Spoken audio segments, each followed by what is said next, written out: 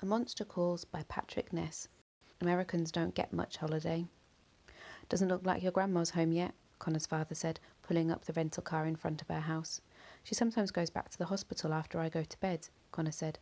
The nurses let her sleep in a chair. His dad nodded. She may not like me, he said, but that doesn't mean she's a bad lady. Connor stared out of the window at her house. How long are you here for? He asked. He'd been afraid to ask before now. His father let out a long breath, the kind of breath that said bad news was coming. Just a few days, I'm afraid. Connor turned to him. That's all? Americans don't get much holiday. You're not American. But I live there now, he grinned. You're the one who made fun of my accent all night. Why did you come then? Connor asked. Why bother coming at all? His father waited a moment before answering. I came because your mum asked me to. He looked like he was going to say more, but he didn't. Connor didn't say anything either. I'll come back, though, his father said. You know, when I need to. His voice brightened. And you'll visit us at Christmas. That'll be good fun. In your cramped house where there's no room for me, Connor said. Connor. And then I'll come back here for school. Con. Why did you come? Connor asked, his voice low.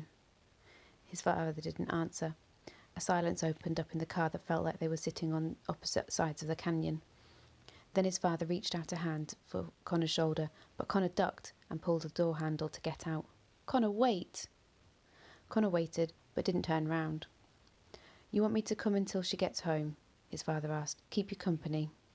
I'm fine on my own, Connor said, and got out of the car. The house was quiet when he got inside. Why wouldn't it be? He was alone. He slumped on the expensive settee again, listening to it creak as he fell back into it. It was such a satisfying sound that he got up and slumped back down on it again. Then he got back up and jumped on it, the wooden legs moaning as they scraped a few inches across the floor, leaving 4 identical scratches on the hard wood. He smiled to himself. That felt good. He jumped off and gave the settee a kick to push it even further back. He was barely aware that he was breathing heavily. His head felt hot, almost like he had a fever. He raised his foot to kick the settee again. Then he looked up and saw the clock. His grandma's precious clock hanging over the mantelpiece, the pendulum swinging back and forth, like it was getting on with its own private life, not caring about Connor at all. He approached it slowly, his fists clenched. It was only a moment before it would bong, bong, bong its way to 9 o'clock. Connor stood there until the second hand glided around and reached the 12. The instant the bongs were about to start, he grabbed the pendulum, holding it at the high point of its swing. He could hear the mechanism of the clock complaining as the first b of the interrupted bong hovered in the air. With his free hand, Connor reached up and pushed the minute and second hands forward from the 12. They resisted, but he pushed harder, hearing a loud click as he did so that didn't sound especially good. The minute and the second hands sprung suddenly free from whatever was holding them back, and Connor spun them around, catching them up with the hour hand and taking it along too, hearing more complaining half-bongs and painful clicks from deep inside the wooden case. He could feel drops of sweat gathering on his forehead, and his chest felt like it was glowing with heat. Almost like being in the nightmare, the same feverish blur of the world slipping off its axis, but this time he was the one in control. This time he was the nightmare. The second hand, the thinnest of the 3, suddenly snapped and fell out of the clock face completely, bouncing once on the rug and disappearing into the ashes of the hearth. Connor stepped back quickly, letting go of the pendulum. It dropped to the centre point, but didn't start swinging again, nor did the clock make any of the whirring, ticking sounds it usually made as it ran. Its hands had now frozen solidly in place. Oh no. Connor's stomach started squeezing as he realised what he'd done. Oh no, he thought. Oh no. He'd broken it. A clock that was probably worth more than his mum's whole beaten-up car. His grandma was going to kill him, maybe actually literally kill him. Then he noticed. The hour and the minute hands had stopped at a specific time, 12:07. As destruction goes, the monster said behind him, this is remarkably pitiful. Connor whirled round.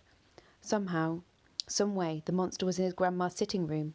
It was far too big, of course, having to bend down very, very low to fit under the ceiling, its branches and leaves twisting together tighter and tighter to make it smaller.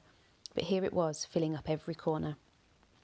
It is the kind of destruction I would expect from a boy, it said, its breath blowing back Connor's hair. What are you doing here? Connor asked. He felt a sudden surge of hope. Am I asleep? Is this a dream? Like when you broke my bedroom window and I woke up and... I have come to tell you the second tale, the monster said. Connor made an exasperated sound and looked back at the broken clock. Is it going to be as bad as the last one? He said distractedly. It ends in proper destruction, if that's what you mean. Connor turned back to the monster. Its face had rearranged itself into the expression Connor recognised as the evil grin. Is it a cheating story? Connor said. Does it sound like it's going to be one way and then it's a total other way? No, said the monster. It's about a man who thought only of himself. The monster smiled again, looking even more wicked, and he gets punished very, very badly indeed. Connor stood breathing for a second, thinking about the broken clock, about the scratches on the hardwood, about the poisonous berries dropping from the monster onto his grandma's clean floor. He thought about his father. I'm listening, Connor said.